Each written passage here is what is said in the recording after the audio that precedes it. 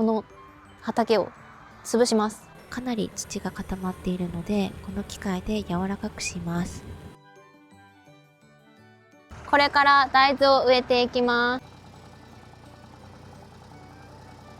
す。長かった戦いがやっと終わりました。こんにちは、さおりです。ここはどこかというと牧草畑です。数年前まで両親が酪農をしていたので、うちはね牧草畑があって、今は2枚あるんですけど、今年からここをね大豆畑にしようと思っていて、なのでこの畑を潰します。ここは約1ヘクタールの牧草畑です。この畑を大豆畑にするために4月から少しずつ作業を進めていました。今回はそんな様子をご紹介します。暖かくなってきたので牧草がぽやぽやと生えてきました。4月中旬、雪が溶けて畑に入れるようになったら除草剤をかけて、まずは牧草を枯らします。スプレーヤーの竿の長さは全長24メートルなので、1ヘクタールだとだいたい1億半すれば終わりました。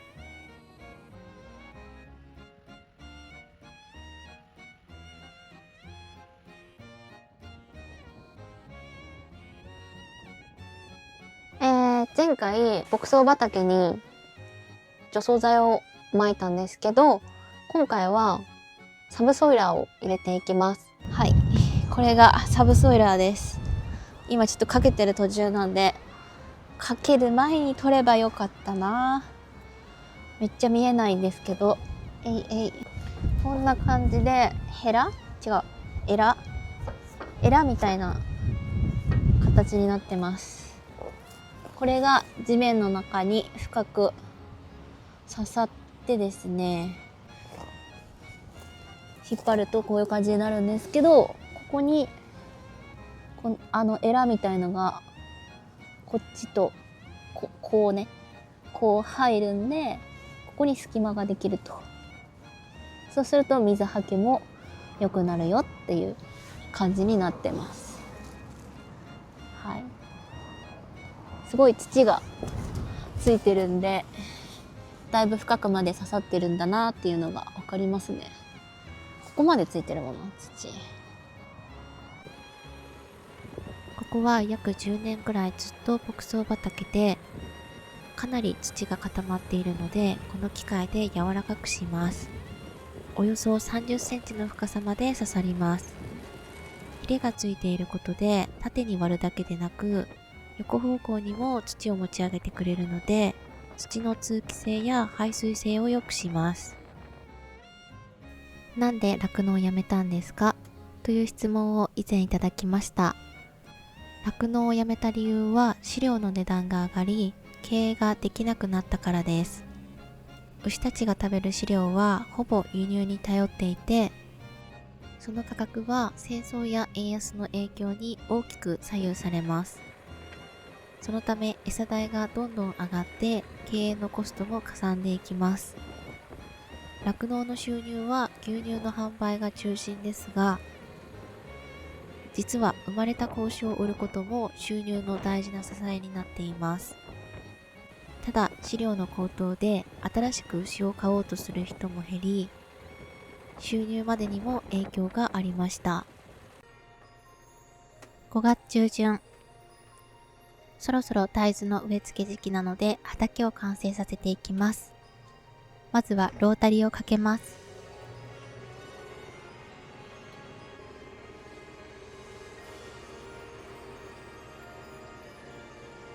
ロータリーは前方に縦向きの爪がついていて、その爪が回転しながら深さ15センチほどの土を耕してかき混ぜます。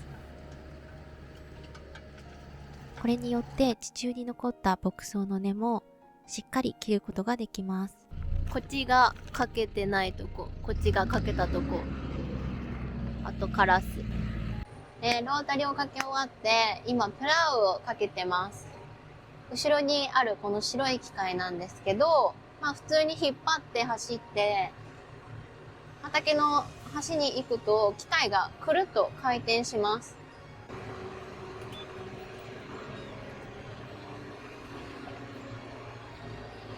プラウは8キロ出してます。普通に車運転してたら8キロってめっちゃ遅いけど、トラクターの8キロは速いんだよ。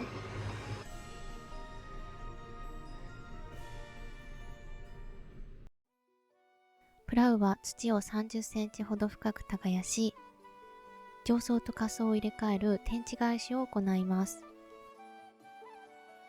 そうすることで表層にあった雑草や病気の元を土の中に埋めて抑えることができます。上層にあった草の根を下層に入れることで、この後作物を植えた時に根や茎が引っかからず、作業がスムーズに進むようにしています。空気や水の通りも良くなるので、作物にとってより良い環境が出来上がります。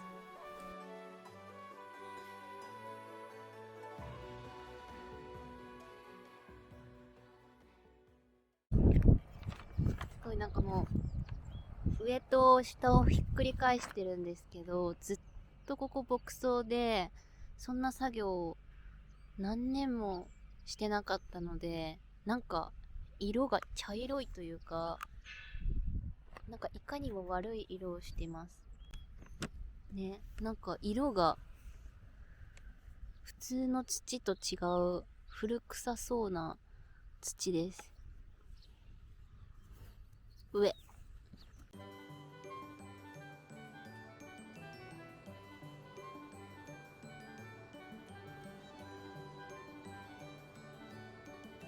フラワーが終わって、もう一度ロータリーをかけてます。もう牧草のボの字もなくなりました。すごいふかふかになっていい感じ。さっき土がすごいプラウで起こしたら、なんか変な色をしてたじゃないですか。もともとはここ、家が建ってたみたいで、家が建ってて川だったみたいです。なので、後で、こう土でね、埋めたようで、その、元々の土ではない土が掘り起こされたっていう感じなのかな。最後にロータリーで土を鳴らして植え付けの準備完了です。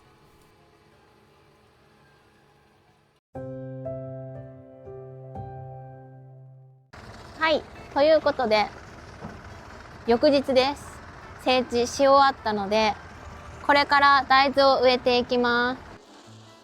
まずは葉種機に種を入れます。事前にカビや細菌の予防として殺菌剤を混ぜてあります。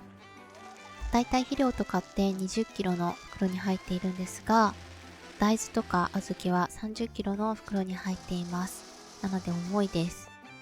次に肥料を入れます。肥料は2種類入れています。大豆はあまり窒素を必要とせず、リン酸を多く必要とする作物なので、サブタンクには重小リンというリン酸に特化した専用の肥料を追加で入れています。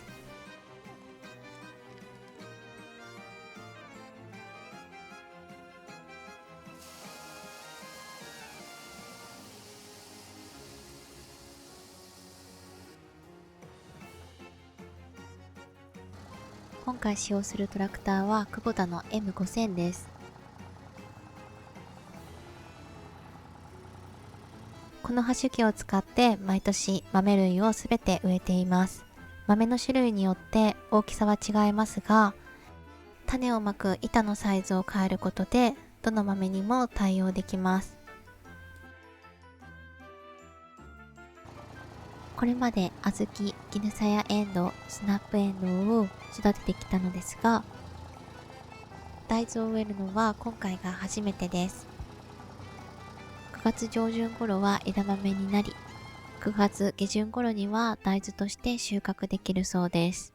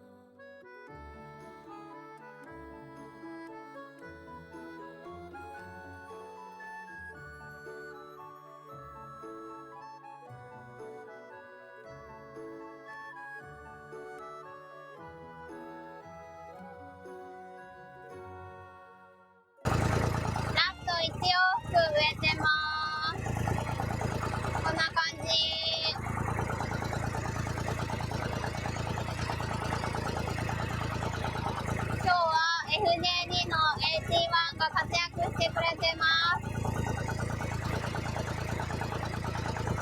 0.7 ヘクタールなので、午後からやってるんですけど、あっという間に終わりますね。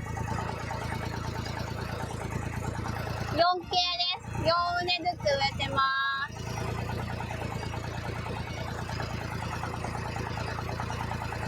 今日は暑すぎず寒すぎず気持ちいい天気です。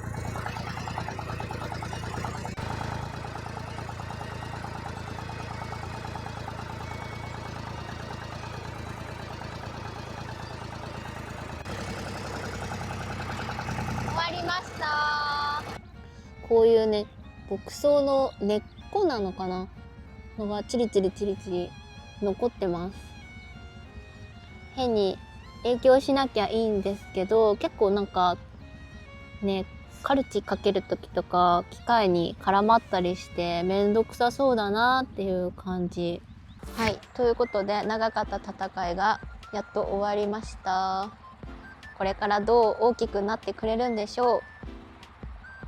楽しみに待ちたいと思います。最後までご視聴ありがとうございました。バイバーイ。